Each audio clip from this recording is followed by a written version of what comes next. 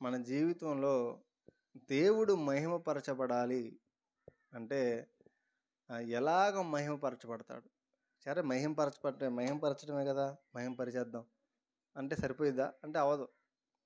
దానికి ఒక దేవుడు ఒక విధానాన్ని ఉంచాడు. ఒక విధానం ఉంది, దేవుణ్ణి మహిమపరిచేటువంటి విధానం ఒకటి ఉంది. అది ఏంటి అనేది మనం ఆలోచించేద్దాం. ఎలాగ మహిమపరచబడతాడు మన జీవితం ద్వారా? ఒక విశ్వాస జీవితం ద్వారా దేవుడు ఎలా మహిమపరచబడతాడు చూడండి. 2 విషయాలు నేను మీకు తెలియజేస్తాను. ఆ 2 విషయాలు చూసి మనం ప్రభు వల్లనే సమీపిద్దాం. యోహాను సువార్త 15వ అధ్యాయము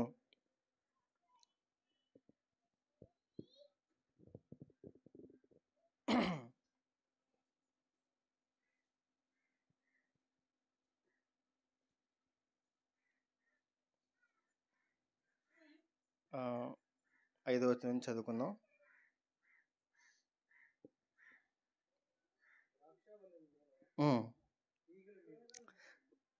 చదవండి.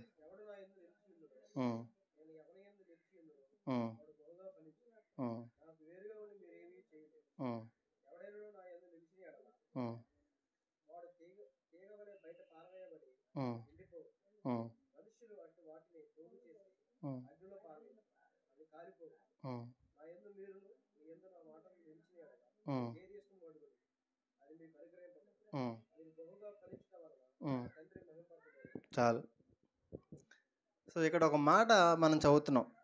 యోహాను సువార్త 15వ అధ్యాయంలో 8వ వచనంలో, మీరు బహుగా ఫలించుట వలన నా తండ్రి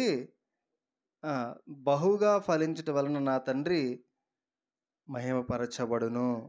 బహుగా ఫలించుట వలన నా తండ్రి మహిమపరచబడును.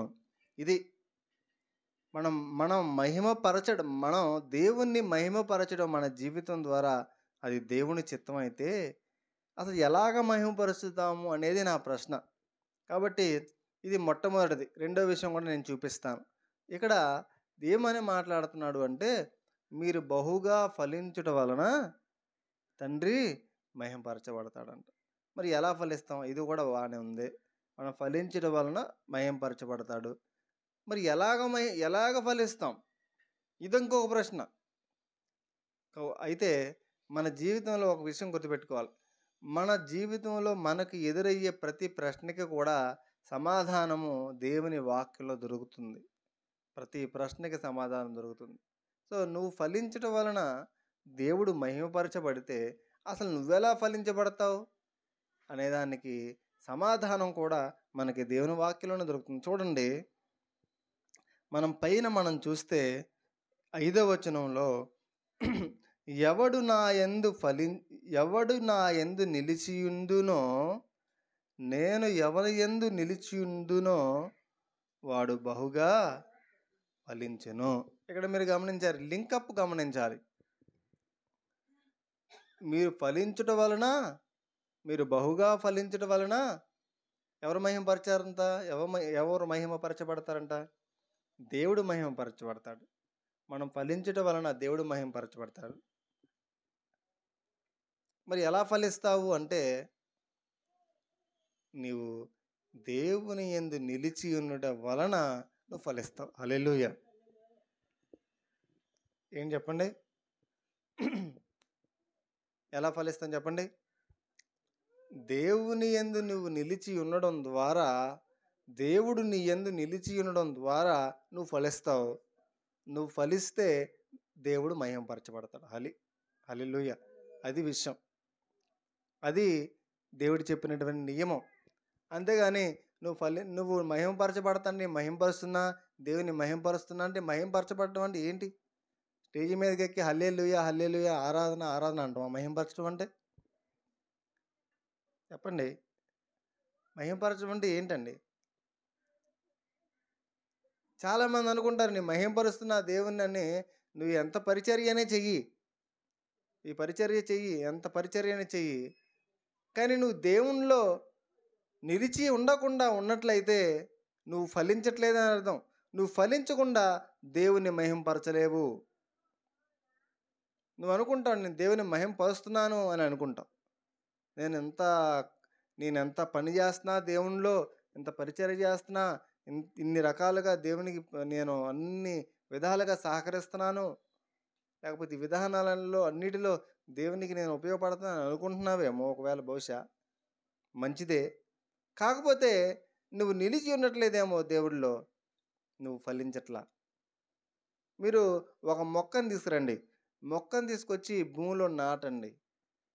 ఒక 2 రోజులు భూమిలో ఉంచి, ఒక 2 రోజులు పీకి రోడ్డు మీద వేయండి.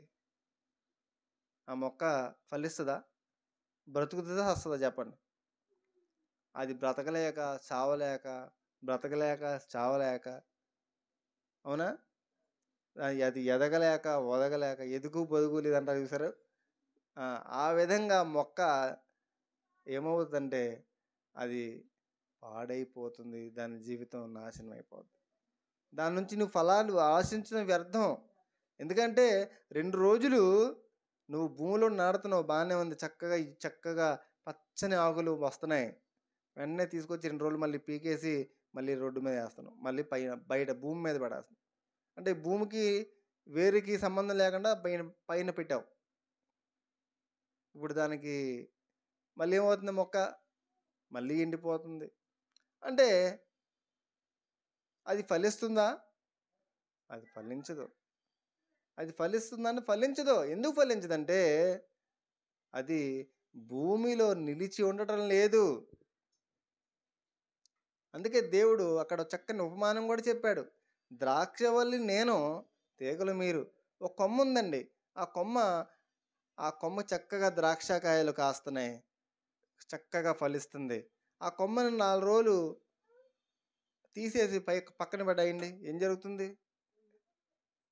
మనందరికీ తెలుసు ఏం జరుగుతుందో. అది ఎండిపోతుంది. ఎందుకని? ఆ మొక్కలో నుంచి వచ్చే సారాన్ని అది తీసుకోవడం లేదు. ఆ మొక్కలో, ఆ కాండానికి, ద్రాక్షవల్లికి అది అంటుకట్టబడలేదు. ఆ ద్రాక్షవల్లిలో ఆ కొమ్మ నిలిచి లేదు కాబట్టి అది ఫలించలేదు. జాగ్రత్తగా గుర్తుపెట్టుకోండి ప్రియమైన దేవుని జనాంగమా. ఈ రోజున చాలామంది ఏమనుకుంటున్నారంటే మేము ఫలిస్తున్నాము, మేము దేవుని మహింపరుస్తున్నాము, దేవుడు మహింపరుస్తున్నాము, మేము ఈ పని చేస్తున్నాము, మేము ఇలా ఉన్నాము, మేము ఇదిగో ఈ యొక్క పరిచర్య చేస్తున్నాము, లేకపోతే మేము ఇక్కడ ఈ విధంగా మేము ఆ విధంగా నడుస్తున్నాము అని తమ జీవితం గురించి, తమ పనుల గురించి గొప్పలు చెప్పుకుంటూ ఉంటారు. కానీ వారి అంతరంగ జీవితాన్ని, వారి ఆత్మీయ జీవితాన్ని మనం పరిశీలిస్తే దేవునిలో నిలకడగా ఉండరు. దేవునిలో పరిశుద్ధత విషయంలో నిలకడగా ఉండరు. కొన్ని రోజులు పాపంలో జీవిస్తూ ఉంటారు, కొన్ని రోజులు దేవునిలో జీవిస్తూ ఉంటారు. కొన్ని రోజులు లోకంలో జీవిస్తూ ఉంటారు, కొన్ని రోజులు మళ్ళీ దేవునిలో జీవిస్తూ ఉంటారు. వారి యొక్క అవిధేయతని ఒప్పుకొని విడిచిపెట్టి సరిచేసుకొని జీవించడానికి ప్రయత్నం చెయ్యరు. ఏ పాపములో అయితే ఓడించబడుతున్నారో ఆ పాపమును జయించడానికి కొన్ని సంవత్సరాల పాటు ప్రయత్నం చేసిన దానిలో జీవితము కలిగి ఉండరు. ఎలా ఫలిస్తారు? 10 సంవత్సరాల నుంచి ఒకటే పాపమును జయించలేక ఓడిపోతూ ఉంటారు. ఎలా ఫలిస్తారు? ఎలా మహిమపరుస్తారు దేవుణ్ణి? ఎలా నిలుస్తాడు దేవుడు నీలో? దేవుడు అన్నాడు కదా, నా యందు మీరు నిలిచి ఉండండి, అప్పుడు నేను కూడా మీ యందు నిలిచి ఉంటాను. చాలామంది అనుకుంటున్నారు మేము దేవునిలోనే నిలిచి ఉన్నాము అందుకని ఈ పని చేస్తున్నాం అనుకుంటారు. కానీ దేవుడు అంటాడు, నేను నీ దగ్గర నిలిచి లేనుగా అంటాడు. ఎందుకని?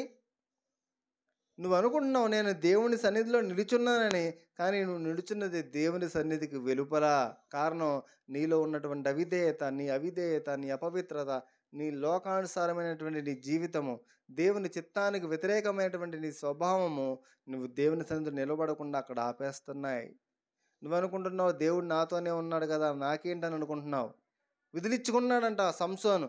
మళ్ళీ యథావిధిగా విదిలించుకొని వాళ్ళని జయించడానికి వస్తే ఆయన అక్కడ ఒక మాట రాయబడింది సంసోను విషయంలో న్యాయాధిపతుల గ్రంథంలో రాయబడిన మాట ఏంటంటే యెహోవా ఆత్మ అతను విడిచిపోయాను, ఆ సంగతి అతనికి తెలియదని ఉంది. ఆ సంగతి అతనికి తెలియలా. ఇంకా నేను దేవుని ఆత్మ బలంతోనే ఉన్నాను అనుకున్నాడు. ముందుకెళ్తే లేదు.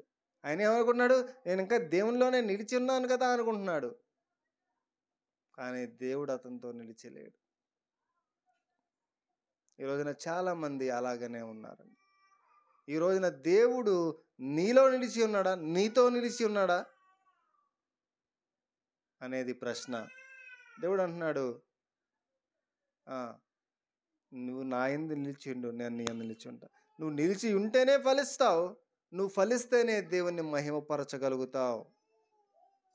నువ్వు ఫలించకుండా దేవుని మహిమపరచలేవు. ఆయన అన్నాడు, ఒక హెచ్చరిక కూడా చేశాడు, నాకు వేరుగా ఉండి మీరేమీ చెయ్యలేరు. నాకు వేరుగా ఉండి మీరేమీ చెయ్యలేరు. ఈ రోజున మన జీవితంలో, మన ఆత్మీయ జీవితం నిలకడ ఉందా? మన ఆత్మీయ జీవితంలో నిలకడగా నిలబడి దేవునిలో కొనసాగగలుగుతున్నామా? మన భక్తి జీవితంలో నిలకడ ఉందా?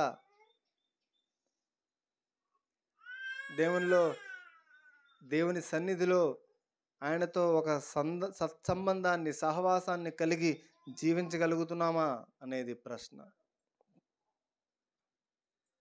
చూడండి, మొదటి కొరింథీయులకు రాసిన పత్రిక 10వ అధ్యాయము పౌలు చక్కగా వివరిస్తున్నాడు. ఒక మాట, ఇశ్రాయేలుల జీవితంలో నుంచి ఒక మాటని మనకి వివరిస్తున్నాడు. ఏంటి ఆ మాట అంటే, చూడండి, మొదటి కొరింథీయులకు రాసిన పత్రిక 10వ అధ్యాయము 12వ వచనంలో ఇలా అంటున్నాడు, తాను నిలుచున్నానని తలంచుకునేవాడు పడకుండునట్లు జాగ్రత్త పడవలెను, జాగ్రత్తగా చూచుకొనవలెను. మొదటి కొరింథీ 10:12. తాను నిలుచున్నానని తలంచుకునేవాడు ఏం చేయాలంట? పడకుండా జాగ్రత్త పడ. తను ఏమని తలంచుకుంటున్నాడు? చాలామంది ఏమని తలంచుకుంటున్నారంటే, నేను నిలుచున్నానని తలంచుకుని. ఎందులో? ఎక్కడ? దేవునిలోనే నిలుచున్నాను అనుకుంటున్నారు చాలామంది. అయితే మంచిదే, అయితే నువ్వు పడకుండా జాగ్రత్త పడు. చాలామందికి పడిపోయిన సంగతి కూడా తెలియదు. చాలామందికి లోకంలో కలిసిపోయిన సంగతి కూడా తెలియదు. ఇంకా బాగానే ఉన్నాను కదా అనుకుంటారు అన్నమాట. అందుకే అంటున్నాడు, నేను ఇంకా పడలేదు కదా అనుకొని, నేను ఇంకా నిలుచుని బాగానే ఉన్నా అనుకొని దేవుని పని చేస్తూనే ఉంటారు. దేవుని కోసం నేను ఎంతో పని చేస్తున్నాను అనుకుంటూ ఉంటారు. కానీ అది ఎంత మాత్రము కూడా దేవునిని మహిమపరచలేదు. ఆ పని, ఆ పరిచర్య కూడా. ఎందుకంటే దేవుడు నీతో నిలిచిలేడు. నువ్వు చేసే పనిలో ఫలవంతమైనదిగా లేదు కాబట్టి. పౌలు ఇక్కడ మాట్లాడుతూ అంటున్నాడు, చాలామంది వచ్చారు, చాలామంది ఆ సముద్రంలో దాటిపోయారు మోషేను బట్టి. అలా అక్కడ బాప్తిస్మం పొందారు అక్కడ అని సాదృశ్యంగా చెప్తూ ఇక్కడ ఒక మాట మాట్లాడుతున్నాడు. 10వ అధ్యాయము 2వ వచనం, అందరూ మోషేను బట్టి మేఘములోను సముద్రములోను బాప్తిస్మము పొందిరి. అందరూ ఆత్మ సంబంధమైన ఒకే ఆహారం భుజించిరి. అందరూ ఆత్మ సంబంధమైన ఒకే పానము చేసిరి. అలానగా తమను వెంబడించిన ఆత్మ సంబంధమైన బండలోని త్రాగలి. ఆ బండ క్రీస్తే. అయితే వారిలో ఎక్కువ మంది దేవునికి ఇష్టలుగా ఉండలేకపోయిరి. ఎలా లేరు చెప్పండి? ఎలా లేరు చెప్పండి? దేవునికి ఇష్టలుగా ఉండలేకపోయిరి. దేవునికి ఇష్టలుగా లేకుండా, దేవునికి ఇష్టరాలుగా లేకుండా నువ్వు నిలుచున్నాను ఎలా అనుకుంటావు?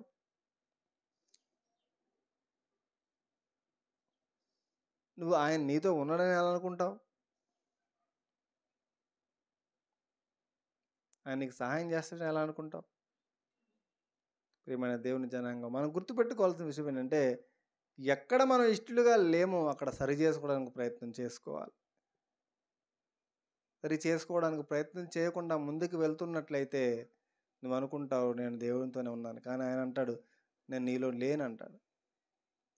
వారిలో ఎక్కువ మంది ఇష్టలుగా లేరు, ఉండలేకపోయిరి, అరణ్యంలో సంహరింపబడరు. వారు ఆశించిన ప్రకారం చెడ్డవాటిని ఆశించుకున్నట్లు. వాళ్ళు ఎక్కువ మంది చెడ్డవాటిని ఆశించారంట, దేవునికి ఇష్టలుగా లేరంట. ఇంకా మనం 7వ వచనం కిందకు చూస్తే, వారిలో కొందరు వలె విగ్రహారాధకులై ఉండకుడి. ఇంకా కిందకొస్తే, వారిలో వ్యభిచరించక యుందుము అంటున్నాడు. ఇంకా కిందకొస్తే 9వ వచనంలో, వారి వలె మనం ప్రభువుని శోధించక యుందుము అంటున్నాడు. 10వ వచనం చివరి భాగంలో, మీరు సనుగకుండా ఉండండి అంటున్నాడు. ఇవన్నీ చెప్తూ, ఇవన్నీ మనకి దృష్టాంతాలుగా ఉన్నాయి. మనకి బుద్ధి కలుగుటకై మనకి ఇవి రాయబడ్డాయి. హల్లెలూయా! ఎందుకు చెప్పండి? నీవు నిలిచి ఉండడానికి. ఎందులో? ఇందులో దేవునిలో. దేవునిలో నిలిచి ఉండడానికి. దేవునిలో నిలిచి ఉండడానికి. నువ్వు ఎక్కడెక్కడో నిలిచి ఉండటం వల్ల ఉపయోగం లేదు. దేవునిలో నిలిచి ఉండు. నీ ద్వారా నువ్వు ఫలిస్తావు. అవునా కాదు చెప్పండి? ఇప్పుడు ద్రాక్ష చెట్టుకి ద్రాక్ష కొమ్మ ఉంటుంది కదా, తీగ. ఆ తీగను తీసుకెళ్ళి మామిడి చెట్టుకి అతికిస్తే అది ఫలిస్తుందా? ఆ కొమ్మను తీసుకెళ్ళి జామ చెట్టుకి అంటిస్తే అది ఫలిస్తుందా? అది ఏ కొమ్మలో ఉందో అది ఆ కొమ్మలోనే అంటుకట్టబడి ఉన్నప్పుడు అది ఫలిస్తుంది. ఆ జాతికి సంబంధించిన దాంట్లో కదండి. ఎందుకని దాని సారం అది తీసుకుంటుంది. అంతేగాని నువ్వు దేవునిలో నిలిచి ఉండకుండా, నేను నిలిచి ఉన్నానులే అంటే, ఎక్కడెక్కడో నిలిచి ఉండడం అంటే, నేను బాగానే ఉన్నానులే, నేను దేవుని పని చేస్తున్నా, నేను దేవునికి ఉపయోగపడేలాగా, చాలా ఉపయోగపడేలాగా నేను సహకరిస్తున్నా, నేను సువార్తకి వెళ్తున్నా, నేను పాటలు పాడుతున్నా, నేను డ్రమ్ముకులు కొడుతున్నా, నేను చందాలు ఇస్తున్నా, ఈ చిన్న పాపమే కదా, ఇది దేనిదేముందిలే, ఈ చిన్న పాపమే, ఇది పెద్ద తప్పు కాదులే అని నీకు నువ్వుగానే సమర్థించుకొని నువ్వేం చేస్తావంటే, అక్కడ నేను నిలుచున్నానని బాగానే ఉండాలని అనుకుంటావు. కానీ అంటాడు, నువ్వు నిలుచున్నా అనుకున్నావు, నువ్వు ఎప్పుడో తెగిపోయి ఉన్నావు అంటాడు. ఫలిస్తున్నావా నువ్వు అంటే ఫలిస్తావా? ఫలించు. మహిమ పొందుతాడు దేవుడు నీ ద్వారా. నువ్వు 100 సంవత్సరాలైనా మహిమ పొందడు. నీ జీవితం వ్యర్థమైనట్టే లెక్క. కాబట్టి మనం బహుగా ఫలిస్తామంట. ఎప్పుడు ఫలిస్తాం చూడండి. యోహాను సువార్త 15వ అధ్యాయము. మీరు బహుగా ఫలించుట వలన ఎప్పుడు ఫలిస్తామంటే, నా యందు మీరును మీ యందు నా మాటలను నిలిచిండినలా మీరు ఏది ఇష్టమో అడుగుడి, అది మీకు అనుగ్రహించబడును. మీరు బహుగా ఫలించుట వలన నా తండ్రి మహిమపరచబడును. ఇందువలన మీరు నా శిష్యులు అవుతురు. ఎప్పుడు శిష్యులు అవుతామంట మనం? నీవు బహుగా ఫలించుట వలన ఆయన శిష్యులు అవుతావంట. నువ్వు బహుగా ఫలించుట వలన తండ్రి మహిమపరచబడతాంట. నువ్వు ఎప్పుడు బహుగా ఫలిస్తావంటే, ఆయన యందు నీవు నిలిచి ఉండాలి, నీ యందు ఆయన మాటలు నిలిచి ఉండాలి. అప్పుడు నువ్వు అడిగే ప్రార్థనకి జవాబు వస్తుంది, నీ ప్రార్థనకి ఫలితము దొరుకుతుంది. ఇంకా 7వ వచనంలో 5వ వచనం అంటున్నాడు, ఎవడు నా యందు నిలిచి ఉండునో, నేను ఎవని యందు నిలిచిందునో వాడు బహుగా ఫలించును. నీ యందు దేవుడు నిలిచి ఉండడానికి దేవుడికి నీకు అవకాశం ఇస్తున్నావా? అసలు లేదు. నీ యందు ఆయన నిలిచి ఉండడానికి నీకు అవకాశం, దేవుడు నీ యందు నిలిచి ఉండడానికి అవకాశం ఉందా? లేదు. అందుకే మనం ఫలించట్లేదు మనం. కడుప్రియ దేవుని జనాంగమా, మన జీవితంలో మనం ఆయన శిష్యులుగా ఉండాలంటే, ఆయన మనం మహిమపరచాలంటే, మనం దేవునిలో స్థిరంగా నిలిచి ఉండడం నేర్చుకోవాలి. మన విశ్వాసంలో, భక్తిలో, ప్రార్థనలో స్థిరంగా నిలిచి ఉండడం నేర్చుకోవాలి. చూడండి, యోహాను రాసిన ప్రకటన గ్రంథము 2వ అధ్యాయము 3వ వచనం చూడండి. నీవు సహనమును కలిగి నా నామము నిమిత్తము భారము భరించి అలయలేదని నేను ఎరుగుదును. ఆయనను మొదట నీకుండిన ప్రేమను నీవు వదిలితివని నీ మీద తప్పు ఒకటి మోపవలసి ఉన్నది. ఎవరికి చెప్తున్నాడు ఈ మాట అంటే ఎఫెసీలో ఉన్న సంఘానికి చెప్తున్నాడు. సంఘపు దూత. ఎఫెసీ సంఘం ఎవరు కాశారో తెలుసా అండి?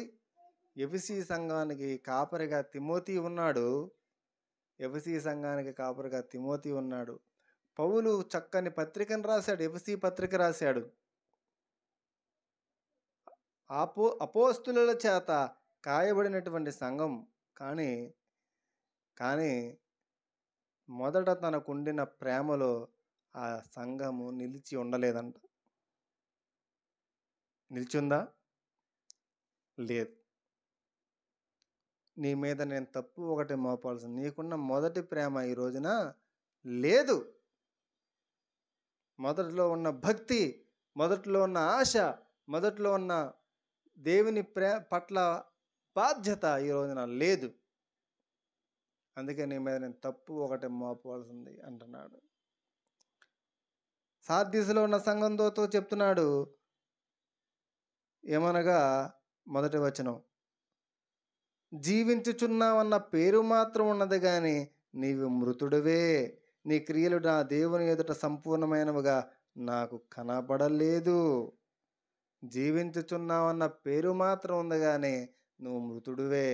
క్రైస్తవుడి అనేటువంటి పేరు మాత్రం ఉంది కానీ, చర్చికి వస్తున్నావు అనే పేరు మాత్రం ఉంది కానీ, బల్లలో చెయ్యి వేస్తున్నావు అనే పేరు మాత్రం ఉంది కానీ నువ్వు మృతుడివే. నీ జీవితం మారలేదు, నీ భక్తి మారలేదు, నీ ప్రవర్తన మారలేదు, నీ బ్రతుకు మారలేదు. నువ్వు ఎలా ఫలిస్తావు? నువ్వు ఎలా మహింపరుస్తావు దేవుణ్ణి? నువ్వు ఎలా ఉపయోగపడతావు దేవుడికి? నువ్వు ఎలా చేస్తావు దేవుని సేవ? నువ్వు అనుకుంటే సరిపోద్దా నేను నిలిచి ఉన్నానులే అని? సరిపోదు. నేను బాగానే ఉన్నాను నువ్వు అనుకుంటే సరిపోదు. నీకు నువ్వు మార్కులు వేసుకుంటా, నీ మార్కులకి విలువ ఉండదు. నీకు మార్కులు వేయాల్సింది దేవుడు. నిలుచున్నాను తలంచుకున్నవాడు పడకుండా జాగ్రత్త పడవలెను. నీ ప్రేమకి నీవు మార్కులు వేసుకుంటే సరిపోదు. నీ ప్రేమకి ఎదుటివాడు మార్కులు వేయాలి. నేను ఎంతో ప్రేమ అంటే నీవు మార్కులు సరిపోతుందా? చాలదు. దేవుడు అంటున్నాడు, నేను బాగానే ప్రేమిస్తున్నాను కదా అంటే, కాదు, నీ మొదటి ప్రేమ లేదు అంటున్నాడు. 2వ వచనం 2వ అధ్యాయంలో ఎఫెసీ సంఘంతో. అది నీ మీద నేను తప్పు మోపుతున్నాను అంటున్నాడు. కాబట్టి మన జీవితంలో నువ్వు నా యందు నిలిచి ఉండు, అప్పుడు నేను నీ యందు నిలిచి ఉంటా. నేను నీ యందు నిలిచి ఉంటే తప్ప నువ్వు ఫలించవు. నువ్వు నా యందు నిలిచి ఉంటే తప్ప నేను నీ యందు నిలిచి ఉండను. అంతే.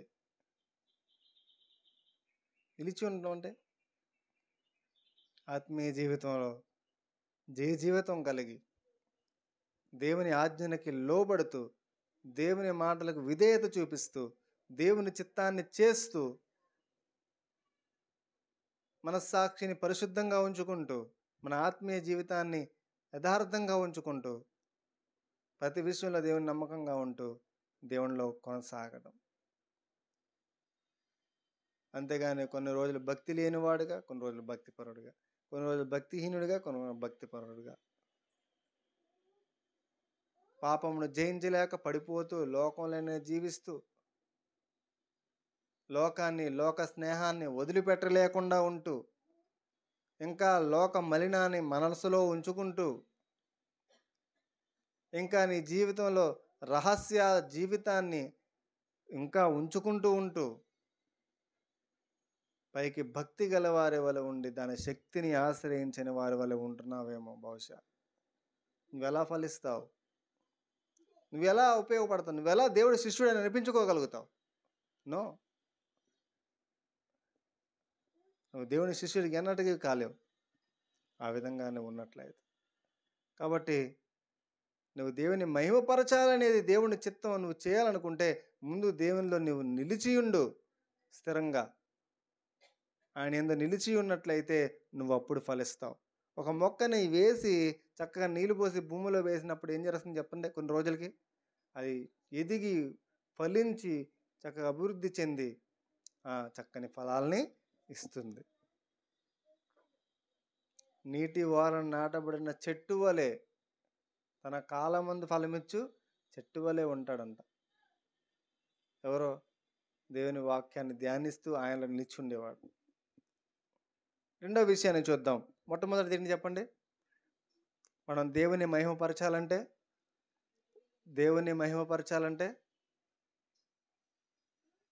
ఏం చేయాలి చెప్పండి? మీరు బహుగా ఫలించుట వలన తండ్రి మహిమపరచబడతాడు. ఇది మొదటిది. మనం ఎలా ఫలించాలి అని చూసాం. ఆయనలో నిలిచి ఉన్నవాడు మాత్రమే ఫలిస్తాడు. కాబట్టి ఇప్పుడు మనం ఆయన్ని మహిమపరచాలంటే మనం చేయాల్సింది ఏంటంటే, నువ్వు ఆయనలో నిలిచి ఉండు. దేవునిలో నువ్వు నిలిచి ఉండు. భక్తి జీవితంలో నిలిచి ఉండు. నువ్వు ఫలిస్తావు. నువ్వు ఫలిస్తే దేవుని మహిమపరచగలుగుతావు. హల్లెలూయా. రెండో విషయాన్ని మనం చూద్దాం. యోహాను సువార్త 17వ అధ్యాయము 4వ వచనాన్ని చదువుదాం. చేయుటకు నీవు నాకిచ్చిన పని నేను సంపూర్ణముగా నెరవేర్చి భూమి మీద నిన్ను మహిమపరచితిని. ఈ మాటలు యేసుక్రీస్తు ప్రభువారు మాట్లాడుతూ ఉన్నారు. యేసుక్రీస్తు ప్రభువారు తండ్రిని మహిమపరిచిన విధానం ఎలా ఉందో చెప్తూ ఉన్నారు. ఏమని చెప్తున్నారంటే, చేయుటకు నీవు నాకిచ్చిన పని నేను సంపూర్ణముగా నెరవేర్చి భూమి మీద నిన్ను మహిమపరిచితిని. ఈ రోజున నీవు దేవుని మహిమపరచాలి అని అనుకుంటే, మొట్టమొదటిది నువ్వు ఆయనలో నిలిచి ఉండి ఫలిస్తే ఆయన మహిమపరచబడతాడు. రెండవది ఏంటో తెలుసండి?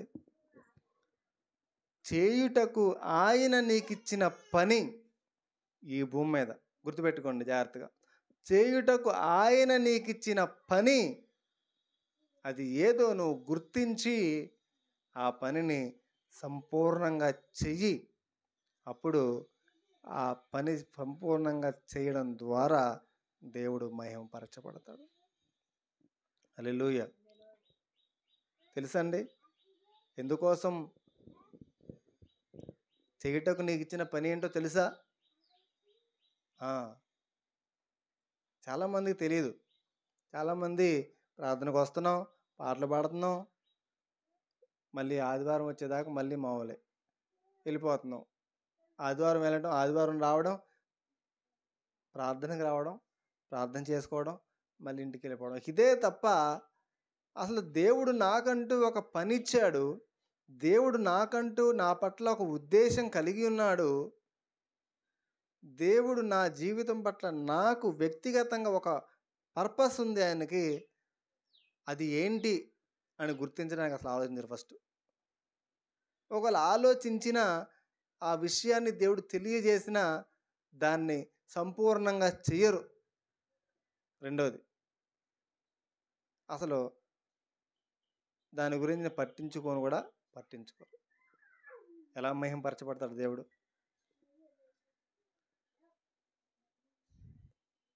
నువ్వు నిలిచి ఉన్నవాడివే కావచ్చు, నువ్వు దేవునిలో యథార్థంగా, భక్తిగా, పరిశుద్ధంగా జీవిస్తున్నవాడివే కావచ్చు, దేవునిలో నిలుస్తున్నవాడివే కావచ్చు. కానీ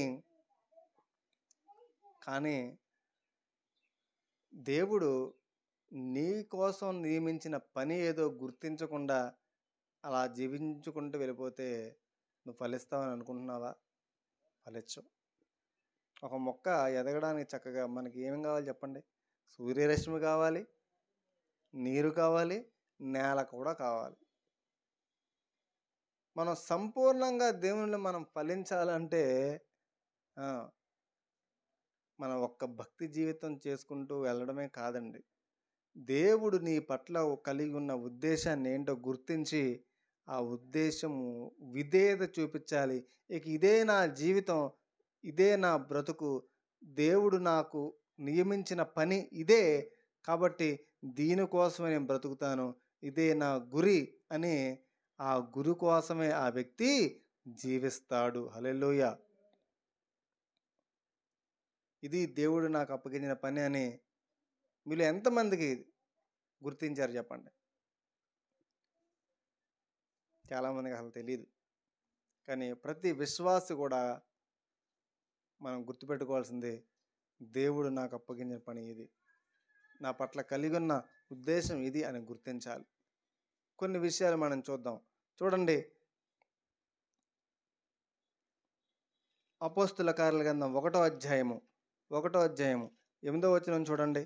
అపోస్తుల కార్యాల గ్రంథము 1వ అధ్యాయము 8వ వచనం. ఇక్కడ ఒక మాట రాయబడింది. ఆయనను పరిశుద్ధాత్మ మీ మీదకి వచ్చినప్పుడు మీరు శక్తి నొందెదరు గనుక మీరు యెరూషలేములోను యూదయ సమరయ దేశముల యందంతటను భూ దిగంతముల వరకును నాకు సాక్షులై యుందురని వారితో చెప్పెను. ఏమని చెప్పాడండి? మీరు నాకు సాక్షులై యుందురని వారితో చెప్పెను. ఇప్పుడు భూమి మీద నీకు అప్పగించిన బాధ్యత ఏంటి చెప్పండి? భూమి మీద నీవు చేయుటకు దేవుడు నీకు అప్పగించిన పని ఏంటంటే ఆయనకి నువ్వు సాక్షిగా ఉండడం. హల్లెలూయా. యూదయ సమరయ దేశముల యందంతటా, యెరూషలేములో యూదయ సమరయ దేశముల యందంతటా భూ దిగంతముల వరకు దేవునికి నువ్వు సాక్షివి. నువ్వు సాక్షిగా ఉంటున్నావా?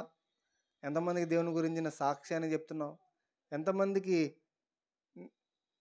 సాక్షిగా నువ్వు ఉండగలుగుతున్నావు, జీవించగలుగుతున్నావు? నువ్వు సాక్షిగా ఉండే క్రమములో సంపూర్ణంగా ఆ పని చేయగలుగుతున్నావా? సాక్షిగా ఉండలేకపోతున్నావా? ఉండలేకపోతే నువ్వు దేవుని మహిమపరచలేవు. ఉండలేకపోతే నువ్వు దేవునికి శిష్యుడిగా ఉండలేవు. ఇంకేం మాట్లాడుతున్నాడు చూడండి. మొట్టమొదటి సాక్షిగా ఉండడం. రెండోది, సాక్షిగా ఉండడం అంటే ఎక్కడ? నువ్వు ఉద్యోగం చేసే దగ్గర ఉండొచ్చు, నువ్వు పని చేసే దగ్గర ఉండొచ్చు, నీ వృత్తిలో ఉండొచ్చు, సమాజంలో ఉండొచ్చు. నీ జీవితంలో ఎక్కడైనా సరే నువ్వు ఎలా ఉండాలంటే దేవునికి సాక్షిగా ఉండడానికి దేవుడు నీకు ఒక విశ్వాసిగా నీకు ఒక బాధ్యత ఇచ్చాడు. దాన్ని నువ్వేం చేయాలంటే సంపూర్ణంగా నెరవేర్చి విధేయత చూపించి దేవుని మహిమపరచాలి. రెండో చూడండి, 1 పేతురు రాసిన పత్రిక 2వ అధ్యాయము 8వ వచనంలో ఈ విధంగా రాయబడింది. చూడండి, 2వ అధ్యాయము 9వ వచనం. అయితే మీరు 1 పేతురుకు రాసిన పత్రిక 2వ అధ్యాయము 9వ వచనం. అయితే మీరు చీకటిలో నుండి ఆశ్చర్యకరమైన తన వెలుగులోనికి మిమ్మల్ని పిలిచిన వాని గుణాతిశయములను ప్రచురము చేయి నిమిత్తము ఏర్పరచబడిన వంశమును, రాజులైన యాజక సమూహమును, పరిశుద్ధ జనమును, దేవుని సొత్తైన ప్రజలనై ఉన్నారు. మీరు ఎవరంట? మీరు దేవుని సొత్తైన ప్రజలై ఉన్నారు. మీరు ఏర్పరచబడిన వంశము, రాజులైన యాజక సమూహము, పరిశుద్ధ జనమైన దేవుని సొత్తైన ప్రజలుగా మీరున్నారు. అయితే ఎందుకు మీరు ఉన్నారు అంటే ఆశ్చర్యకరమైన తన వెలుగులోనికి మిమ్మల్ని పిలిచిన వాడు. ఎవరు మనల్ని పిలిచింది చెప్పండి? ఆశ్చర్యకరమైన తన వెలుగులోనికి మిమ్మల్ని పిలిచిన వాణి. మనల్ని పిలిచినటువంటి వాణి అంటే మనల్ని పిలిచినటువంటి వ్యక్తి ఎవరు? మన రక్షకుడైన దేవుడు. మన ఆ దేవుని యొక్క గుణాతిశయములను ప్రచురము చేయు నిమిత్తము, అది మాట, నిన్ను ఆయన సొత్తైన ప్రజగా చేసుకున్నాడు. ఇందాకేం చూసాం? భూ దిగంతముల వరకు ఆయనకు నువ్వు సాక్షిగా ఉండాలని నీ పట్ల ఆయనకు ఉద్దేశం ఉంది. నువ్వు పాస్టర్ అవ్వతావా, నువ్వేమో లేకపోతే రెవరెండ్ అవుతావా, లేకపోతే నువ్వు బిషప్ అవుతావా, ఇది కాదు ఆయన చెప్పాల్సిన అనుకున్నది. నువ్వు ఆయనకు సాక్షివి. నువ్వు ఆయనకు దేవుని యొక్క సొత్తైన ప్రజగా నువ్వేం చేయాలంటే ఆయన గుణాతిశయములను ప్రచురించు వ్యక్తిగా ఉండాలని ఆయన నేను ఏర్పాటు చేసుకున్నాను. ఇప్పుడు చెప్పండి, ఇంకా అన్నాడు 5వ అధ్యాయం మత్తయి సువార్త. ఆయన అన్నాడు, ఆయన ఏం మాట అన్నాడంటే, మీరు ఈ లోకానికి ఉప్పు, మీరు ఈ లోకానికి వెలుగు. 4 మాటలండి. మీరు ఈ లోకానికి ఉప్పు, మీరు ఈ లోకానికి వెలుగు, మీరు నాకు సాక్షులు, మీరు నా గుణాతిశయాలను ప్రచురించే నా సొత్తు. 4 విషయాలు. కానీ మనం ఏం చేస్తాం? అసలు ఏం పట్టించుకోం. ప్రార్థనకు వస్తాం, అయిపోయింది, వెళ్ళిపోదాం అంతే. కానీ ప్రియ దేవుని జనాంగమా, ఉండగలుగుతున్నామా మనం? దేవుని యొక్క సొత్తైన ప్రజగా ఆయన గుణాతిశయాలను ప్రచురించే వారికి ఉంటున్నామా? ఒక పాట ఉంటుంది, ఎవరైనా మీలో ఎవరైనా వెళతారా, నా ప్రేమను చెబుతారా, వెళ్ళగలిగితే మీరు తప్పక వెళ్ళండి, వెళ్ళలేకపోతే వెళ్ళే వారిని పంపండి, వెళ్ళగలిగితే మీరు తప్పక వెళ్ళండి, వెళ్ళలేకపోతే వెళ్ళే వారిని పంపండి. ఎవరైనా మీలో ఒకరైనా వెళతారా, నా ప్రేమను చెబుతారా, వెళతారా, నా ప్రేమను చెబుతారా, నా పేరే తెలియని ప్రజలు ఎందరో ఉన్నారు, నా ప్రేమను వారికి ప్రకటింప కొందరే ఉన్నారు. వెళ్ళగలిగితే మీరు తప్పక వెళ్ళండి, వెళ్ళలేకపోతే వెళ్ళేవారినైనా పంపించండి. ఈరోజున భారతదేశం అంతా మిషనరీసు, అడవుల్లో, కొండల్లో, లోయల్లో ఎండకి ఎండి వానక తడిసి దాడులకు గురయ్యి మతోన్మాదుల చేత చంపబడి ప్రాణాలు అరచేతిలో పెట్టుకొని సువార్తను ప్రకటిస్తున్నారు. మనం వెళ్తున్నామా అంత దూరం? మన ఆంధ్ర తెలంగాణలో ఉన్నటువంటి సేవ కాదండి, అసలు ఇది సేవే కాదు అని అడిగితే. మన ఆంధ్ర తెలంగాణలో వాక్యం చాలా ఎక్కువైపోయింది.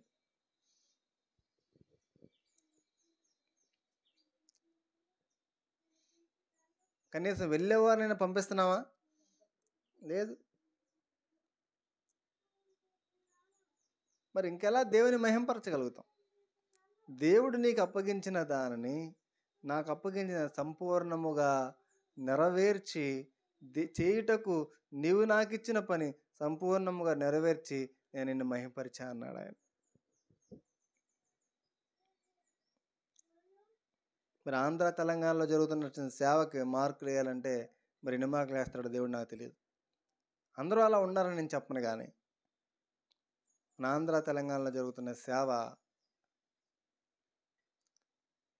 నాకు తెలిసి ఒక 50% సగానికి సగం అంత డొల్లే. మొత్తం అలా ఉందని నేను చెప్పను, కానీ డొల్లే. డబ్బు కోసం, పేరు కోసం, జనాలను పోగు చేసుకోవడం, ఘనత కోసం, పేరు కోసం, దేవుని వాక్యానికి వ్యతిరేకంగా ఒకళ్ళకొకళ్ళు పోటీలు, పెద్ద పెద్ద మైక్ సెట్లు పెట్టి, పెద్ద పెద్ద మీటింగ్స్ పెట్టి చేస్తున్నారు. కానీ అక్కడ దేవుని ఆత్మ పని చేయట్లా. ఈ రోజున మన జీవితంలో దేవుని వాక్యానుసారంగా పని జరగట్లే చాలా చోట్ల. మనం గుర్తుపెట్టుకోవాలి, ప్రతి విశ్వాసి కూడా చేయటకు ఒక పని ఇచ్చాడు, ఇవ్వలేదా? ప్రతి విశ్వాసి ఆయన సాక్షిగా ఉండాలి. ఒక గృహిణిగా ఆయనకు సాక్షిగా ఉండాలి. ఆయన గుణాతిశయాన్ని ప్రచురించే వ్యక్తిగా ఉండాలి. ఆయన పరిచర్యలో నువ్వు పాలు పొందే వ్యక్తిగా ఉండాలి. అది ఏ విధంగా అయినా కావచ్చు. ఆయన పరిచర్యని భుజాన్ని వేసుకొని దేవుని పనిని చేసే వ్యక్తిగా ఉండాలి. ఆయన గుణాతిశయాన్ని ప్రచురించే వ్యక్తిగా ఉండాలి. ఉప్పుగా ఉండాలి, వెలుగుగా ఉండాలి. చీకటిలో ఉన్న ప్రజలకి వెలుగును చూపించే వ్యక్తిగా ఉండాలి. నువ్వు ఎక్కడుండి అక్కడ రుచి కలిగించాలి. ఉప్పు ఎక్కడ ఏం చేస్తుంది? రుచి కలిగిస్తుంది కదా కూరకి, చెడును తొలగిస్తుంది కదా. కానీ మనం ఎక్కడుంటే అక్కడ కంపు కొట్టేలాగుంటే మనకు విలువ ఉంటుందా? దేవుడు మహిమపరచబడతాడా? లేదు. ప్రియమైన దేవుని జనాంగమా, మనం పరిశీలన చేసుకుందాం. మనం పరిశీలన చేసుకుందాం. మన జీవితంలో మనం ఎక్కడున్నాం పరిశీలన చేసుకుందాం. దేవుడు నీ పట్ల గొప్ప ప్రణాళిక కలిగి ఉన్నాడు. ఎన్నో అవకాశాలు ఇచ్చాడు. కానీ అవకాశాన్ని చేజార్చుకుంటున్నావేమో. ఒకే ఒక్క జీవితం మనకి ఉంది. ఆ ఒక్క జీవితం అయిపోయిన తర్వాత నీకు ఇంకొక అవకాశము ఉండదు. ధనవంతుడు లాజరు గురించి మనకు బాగా తెలుసు. దరిద్రుడు, దిక్కులేనివాడు, కురుపులు నాగుతూ ఉన్నాయి కుక్కలు వచ్చి, వాటిని తోలుకోవడానికి కూడా తనకు అవకాశం లేదు. చెత్తలో వేసినటువంటి బల్ల కింద రొట్టెలు బయటపడేస్తే చెత్త దగ్గర కుక్కలు తింటా ఉంటే ఆ కుక్కలతో పాటు ఆ ముక్కలు తింటూ బ్రతికాడు లాజరు. ఒకరోజు చనిపోయాడు. అబ్రహాము రొమ్మున ఉన్నాడు ఆయన. కానీ తన జీవితం చూస్తే ధనవంతుడైన వ్యక్తి అక్కడికి వెళ్ళి అంటున్నాడు, నేను ఇక్కడ ఉన్నాను కాబట్టి, ఇక నాకు అవకాశం లేదు కాబట్టి నాకు ఒక్క అవకాశం ఇవి, నేను ఇంటికి వెళ్ళి మా అన్నయ్యలు అందరూ ఉన్నారు, వాళ్ళందరూ నేను వెళ్ళి చెప్తే నా సహోదరులకి వాళ్ళు మారు మనసు పొందుతారు అంటే ఆయన చెప్పుకుంటున్నాడు ఏమని, నాకు ఎలాగో మారు మనసు లేదు. అప్పుడు తండ్రి అయిన అబ్రహాము తండ్రి అని కూడా తెలుసు అతనికి. అబ్రహాము తండ్రి అని తెలుసు, లాజరు కూడా దేవుని బిడ్డ అని తెలుసు. కానీ ఇతనికి ఉన్నటువంటి ఆస్తి, అతనికి ఉన్నటువంటి సంపద, ఇతనికి ఉన్నటువంటి సమస్త వైభోగాలు చూసి నాకంటే గొప్పవాడు ఎవరు లేడు, ఇంకేం నాకు దేవుడితో పని అనుకున్నాడు. కళ్ళు మూసుకొని తెరిసేలోపు నిద్రపోతున్నాము, నైట్ పడుకుంటున్నాం. కళ్ళు తెరిస్తేనే కదా నువ్వు బ్రతికి మళ్ళీ మొహం కడుక్కునేది పొద్దున్నే. అవునా? బ్రష్ చేసుకొని చక్కగా ఇడ్లీయో బోండానో టిఫిన్ ఏదో ఒకటి చేస్తాం కదా, అట్టో మినపట్టో గారో. నువ్వు మెలకు రాకపోతే ఏంటి? నువ్వు మెలకు రాలేదనుకో, ఒక చోట మెలకు వచ్చింది. ఎక్కడ వస్తే నరకంలో రావాలి, లేదా పరలోకం రావాలి, అక్కడే వచ్చింది మెలకు. మళ్ళీ దీర్ఘ నిద్ర, అదే మరణం. మెలకు రాలా, నైట్ పడుకున్నాడు, మెలకు రాలేదు. తీరా చూస్తే నరకంలో కాలిపోతుంది, ఒళ్ళంతా నలిగిపోతుంది. ఏంటని చూశాడు, నరకంలో ఉన్నాడు. అప్పుడు ఆయన అనుంటాడేమో బహుశా, నువ్వు నిలిచి ఉన్నావా దేవునిలో? నువ్వు ఫలించాలని నేను నీకు రక్షణ ఇచ్చాను. నువ్వు నాలో నిలిచి ఉండు, నేను నీలో నిలిచి ఉంటాను. నువ్వు నాలో నిలిచి ఉంటేనే తప్ప నువ్వు ఫలించలేవు. నువ్వు ఫలిస్తేనే తప్ప నేను మహిమపరచబడను. నేను మహిమపరచబడితే తప్ప నువ్వు నాకు శిష్యుడిగా ఉండనేరవని నీకు చెప్పాను కదా. చేయుటకు నేను నీకు ఒక పని అప్పగిచ్చాను కదా. ఆ పని నువ్వు చేయకుండా చేయుటకు ఏ ఉద్దేశం అయితే నీ పట్ల నేను కలిగి ఉన్నానో ఆ ఉద్దేశాన్ని నీకు చెప్పి, ఇదిగో ఇందుకోసం నిన్ను సృష్టించాను, ఇందుకోసం నిన్ను పుట్టించాను, నాకు సాక్షిగా ఉండటానికి, నా గుణాతిశయాన్ని ఈ లోకంలో ప్రకటించడానికి, నువ్వు ఉప్పుగా వెలుగుగా ఉండడానికి నేను నీకు జీవితాన్ని ఇచ్చాను అని నేను చెప్పలేదా? నేను చెప్పాను కానీ నువ్వు నెగ్లెక్ట్ చేసావు, నువ్వు వదిలేసావు, నీ పని నువ్వు చేసుకున్నావు, నీకు నిద్ర వచ్చింది, కొంచెం దీర్ఘ నిద్ర వచ్చేసావు ఎక్కడికి అంటాడు. అవునా? చివరికి ఏం జరుగుతుందంటే నరకంలో ఉన్నాడు. ఎంత ఘోరం చెప్పండి. ఒక అన్యుడు దేవుణ్ణి తెలుసుకున్నవాడు అగ్నిగుండంలోకి వెళ్ళాడంటే అది అంత పెద్ద బాధ కాదు. బాధే, కానీ అది అంత పెద్ద బాధ కాదు. కానీ ఒక దేవుని బిడ్డ అన్నీ తెలుసుకొని అన్నీ గ్రహించి, అబ్రహాము తెలుసు, అబ్రహాము తండ్రి అని తెలుసు, మారు మనసు అని తెలుసు. నేను ఇంటికి వెళ్ళి చెప్పొస్తాను, మారు మనసు పొందుతాడు మా బ్రదర్స్ అందరూ. మారు మనసు అంటే ఏంటి తెలుసు, పశ్చాత్తాపం అంటే ఏంటి తెలుసు. కానీ తెలిస్తే ప్రయోజనం ఏంటి? ప్రయోజనం లేదు. తెలిస్తే అది నీ జీవితంలోకి వచ్చిన రోజునే ప్రయోజనం, అది ప్రాక్టీస్లోకి వచ్చిన రోజునే ప్రయోజనం. థియరీ ఉంటుంది, ప్రాక్టికల్ ఉంటుంది మనకు కదండి. థియరీ ఎంత చదివినా థియరీయే, వాక్యం ఎంత చదివినా వాక్యమే. అది మన జీవితంలోకి వచ్చిన రోజున, అది సాధనలోకి వచ్చిన రోజున, ప్రాక్టీస్‌లోకి వచ్చిన రోజున అది ఫలితం ఉంటుంది. నువ్వు ఫలించడానికి ప్రారంభిస్తావు. చివరికి ఏం జరిగింది చెప్పండి? అగ్నిగుండంలో అతను మాడిపోవాల్సి వచ్చింది. కాబట్టి ప్రియ దేవుని జనాంగమా, ఈ రోజున నిన్ను నన్ను ఆయన ఎంచుకున్నాడు. దేనికోసమో తెలుసా? ఆయన గుణాతిశయాల్ని ప్రచురము చేయడానికి. ఆయన గుణాతిశయాలు మనం ప్రచురం చేయం. మన గుణాతిశయాలు, మన డబ్బాలు మనం కొట్టుకుంటాం. నేను ఎంత గొప్పని అనుకున్నావు? నాకు ఎంత ఉందనుకున్నావు? నేనేమనుకున్నావు? నేనంటే ఏమనుకున్నావు? నీ గురించి ఏమనుకుంటే ఏంటి ఉపయోగం? ఆయన తన సొత్తైన ప్రజగా చేసుకుని ఆయన రక్తాన్ని నీ కోసం కార్చి నా గుణాతిశయాలను ప్రచురించాలంటే నీకు నీ గుణాతిశయాలని నీవు ప్రకటించుకుంటూ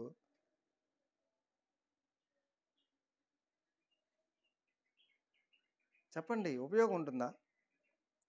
ఉండదు. అందుకే ఆయన అన్నాడు, నాకు వేరుగా ఉండి నువ్వు ఏమీ చెయ్యలేవు. నాకు వేరుగా ఉండి నువ్వేదైనా చేయాలని అనుకుంటున్నావా? నువ్వు ఏమీ చేయలేవు. నా యందు నిలిచి ఉండు, నేను కూడా నీ యందు నిలిచి ఉంటా. నా యందు నువ్వు నిలిచి ఉండకుండా, నువ్వు నా యందు నిలిచి ఉండయ్యా, నువ్వు నా యందు నిలిచి ఉండయ్యా, నన్ను ఆశీర్వదించయ్యా, నన్ను దీవించయ్యా, నన్ను నడిపించయ్యా. ఎందుకు నడిపిస్తా దేవుడు? నువ్వు నా యందు నిలిచి ఉండు. అగ్రిమెంట్ రాసుకుంటాం కదా, నిబంధన చేసుకుంటాం కదా. నువ్వు ఎలా చేస్తే నేను ఎలా చేస్తా, నువ్వు ఎలా ఉంటే నేను ఎలా ఉంటా. అవునా? దేవుడు అంటున్నాడు, నువ్వు నా యందు నిలిచి ఉండు, నేను నీ యందు నిలిచి ఉంటా. నువ్వు నా యందు నిలిచి ఉండవు. 4 రోజులు దేవుళ్ళలో ఉంటావు, 4 రోజులు లోకంలో ఉంటావు. 4 రోజులు ప్రార్థన చేస్తావు, 4 రోజులు పడుకుంటావు. ఎలాగ నేను నీ యందు నిలిచి ఉండాలి? నువ్వెలా దేవుని శిష్యుడు అవుతావు? నువ్వు నా యందు నిలిచి ఉంటేనే తప్ప నేను నీ యందు నిలిచి ఉండను. నేను నీ యందు నిలిచి ఉంటేనే తప్ప నువ్వు ఫలించవు. నువ్వు ఫలిస్తే తప్ప నా తండ్రి నీ ద్వారా మహిమపరచబడ్డావు. నీ ద్వారా నా తండ్రి మహిమపరచబడితే తప్ప నువ్వు నా శిష్యుడవు కాలేవు. దేవుడు స్పష్టంగా చెప్తున్నాడు. 2 విషయాలు మనం చూసామండి. మొట్టమొదటి చెప్పండి. మొట్టమొదటిది ఈరోజు మనం చూసిన మాటలు దేవుణ్ణి మహిమపరచడం, మన జీవితాల ద్వారా దేవుణ్ణి మహిమపరచడం. 2 విషయాలు చెప్పారు దేవుని ఎలా మహిమపరచాలనేది. మొట్టమొదటిది యోహాను సువార్తలో మనం చూసాం, మీరు బహుగా ఫలించుట వలన నా తండ్రి మహిమపరచబడతాడు. మనం ఎలా ఫలిస్తాం? బహుగా ఎలా ఫలిస్తాం? ఆయనలో నిలిచి ఉంటేనే మనం ఫలిస్తాం. ఆయనలో నిలిచి ఉంటే ఆయన నీ యందు నిలిచి ఉంటాడు. ఆయనలో నీవు నిలిచి ఉండి ఆయన నీ యందు నిలిచి ఉంటే నువ్వు ఫలిస్తావు కాబట్టి నీ ద్వారా ఆయన మహిమపరచబడతాడు. ఇది మొట్టమొదటిది. రెండోది ఏంటి చెప్పండి? చేయుటకు ఆయన నీకు ఇచ్చిన పని ఏంటండి? చేయుటకు ఆయన నీకు ఇచ్చిన పని. చేయుటకు నీకు ఉద్యోగంలో నీ ఓనర్ ఇచ్చిన పని కాదు. మనం ఒక ఉద్యోగం చేస్తాం, ఏదో పని చేస్తాం, మన కంపెనీ మనకు ఒక పని ఇస్తుంది. ఈ పని కాదు ఇంకో పని చేస్తాం. అది నచ్చకపోతే ఇంకో జాబ్లో జాయిన్ అవుతాం. అక్కడ జీతం పోతే ఇంకో జాబ్లో జాయిన్ అవుతాం. అంటే ఏమవుతుంది? ఇక్కడ పని మారిపోతుంది. కానీ నువ్వు ఒక రక్షకుడిని తెలుసుకున్నావు, రక్షించబడిన తర్వాత నీకు ఒక పని ఇస్తాడు దేవుడు నీ జీవితం పట్ల. ఇదిగో ఇది నీ పట్ల నాకు ఉన్నటువంటి ఉద్దేశం, ఇది నేను నీకు అప్పగించిన పని. ఆ పని ఏం చేయాలి? నువ్వు సంపూర్ణంగా చెయ్యి, ఆ పని నెరవేర్చు. అప్పుడు నా తండ్రి నీ ద్వారా మహిమపరచబడతాడు. హల్లెలూయా. ఏంటి ఆ పని? నీ వ్యక్తిగతంగా నువ్వు గుర్తించు. ప్రతి ఒక్కళ్ళకి కూడా ఒక పని ఉందన్నాడు. ఏమన్నాడు? భూ దిగంతల వరకు నాకు సాక్షిగా ఉండడం నా పని. యెరూషలేము, యోదయ, సమరయ, భూ దిగంతం వరకు నాకు సాక్షిగా ఉండడం నేను నీకు ఇచ్చిన పని. నా గుణాతిశయాలను ప్రచురించడం కోసం నిన్ను ఏర్పాటు చేసుకున్నా, నేను నిన్ను పిలిచా. ఇది నేను నీకు ఇచ్చిన పని. ఈ లోకంలో నా కోసం నువ్వు ఉప్పుగా వెలుగుగా ఉండడం కోసం నిన్ను ఏర్పాటు చేసుకున్నా. ఇది నేను నీకు ఇచ్చిన పని. అది నువ్వు ఎలా చేయాలి? సంపూర్ణంగా చేయి, ఫుల్ఫిల్ చేయి. కంప్లీట్ చేయి. నీ జీవితం పట్ల ఎందుకోసం దేవుని పుట్టించాడు ఆ పని ముగించు. దేవుడు అన్నాడు, యేసుక్రీస్తు ప్రభు అన్నాడు, సమాప్తమైనది అన్నాడు శిలువ మీద. ఏం సమాప్తమైంది? తండ్రి ఆయనకిచ్చిన పని సమాప్తమైంది. ఆయన చిత్తం దేవుని పట్ల, దేవుడు ఆయనకు కలిగించినటువంటి, ఆయన పట్ల కలిగిన ఉద్దేశం, సంకల్పం, చిత్తం సమాప్తమైంది. తండ్రి మహిమపరచబడ్డాడు. ఆయన తన కోసం నియమించిన పని, ఆ పనిలో భాగంగా తన ప్రాణమే పెట్టాల్సి వచ్చినా ఆయన వెనకాడలా. తన ప్రాణమే పెట్టాల్సి వచ్చిన ఆయన వెనకాడలా. ఈ రోజున ఆయన పని చేస్తున్నప్పుడు కష్టం వచ్చిందా, శోధన వచ్చిందా, ఇబ్బంది వచ్చిందా, ఇక వెళ్ళమేక, మనం చెయ్యమేక, అంటుకోం ఆ పని. దేవుని పని సాఫీగా ఉంటుంది అనుకుంటున్నారా? ఉండదు. కానీ బ్రతుకుట క్రీస్తే, చావైతే లాభము. గురి యొద్దకే నేను పరిగెడుతున్నాను, మంచి పోరాటం పోరాడాను, నేను క్రీస్తుని పోలి నడుచుకుంటున్నాను, నన్ను పోలి మీరు నడుచుకోండి అన్నాడు పౌలు భక్తుడు. కాదా మాదిరి మనకి? కాబట్టి మనం ఎక్కడున్నామో పరిశీలన చేసుకుందాం. ఎలా ఉన్నామో పరిశీలన చేసుకుందాం. ఈ థియరీ లాగానే ఉంటే మన జీవితంలో ఉపయోగం ఉండదు. ఈ థియరీ మన ప్రాక్టికల్ లైఫ్లోకి రావాలి. ప్రాక్టికల్ లైఫ్లోకి రావాలి. వచ్చినప్పుడే మన జీవితం, మన బ్రతుకు ద్వారా దేవుడు మహింపరచబడతాడు. తల వంచుదాం, ప్రార్థన చేసుకుందాం. తల వంచుదాం, ప్రార్థన చేసుకుందాం. తల వంచుదాం, ప్రార్థన చేసుకుందాం.